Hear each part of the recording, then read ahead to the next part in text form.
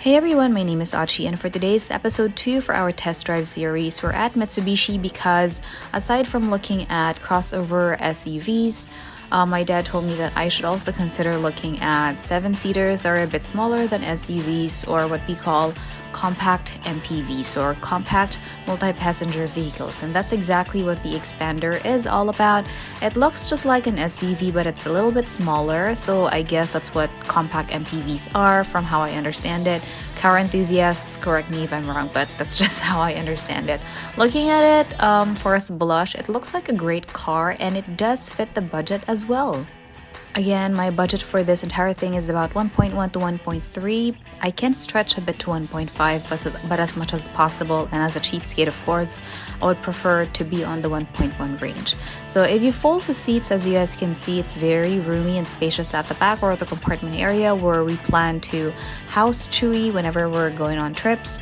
And this is how kind of like the driver's seat looks like.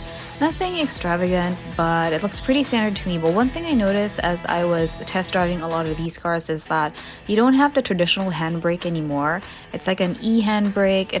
It doesn't, kind of like, I didn't show it in this video, pero pinipindot na lang siya. So you don't have like the traditional handbrake, which kind of takes a little bit of getting used to, but something that I love.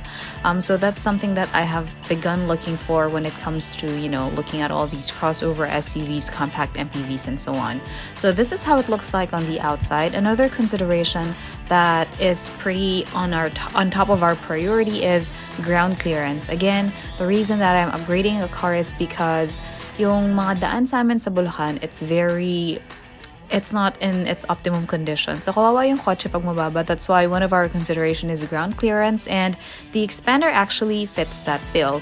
Mataas siya. I forgot what the exact ground clearance is. I think it's about 200. Correct me if I'm wrong. Pero it's it is on top of our list just because it does fit the ground clearance.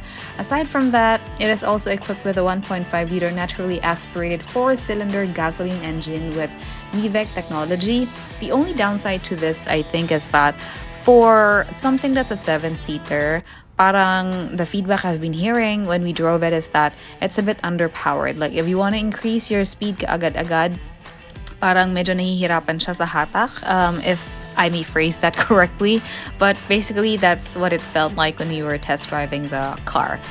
Other things that I've noticed, the Xpander comes with a 7-inch touchscreen infotainment system that comes with Bluetooth connectivity, aux, and smartphone mirroring options. If you're looking to get the base variant, it starts at 1,050,000, and the top of the line variant is at 1,180,000 pesos. So in general, looking at the Xpander, it is still on my list. Probably not on the top 3, but on the top 5 just because of the ground clearance. But overall, it's a pretty good compact MPV too. Have you guys tried test driving it, and what do you think? Let me know. Bye!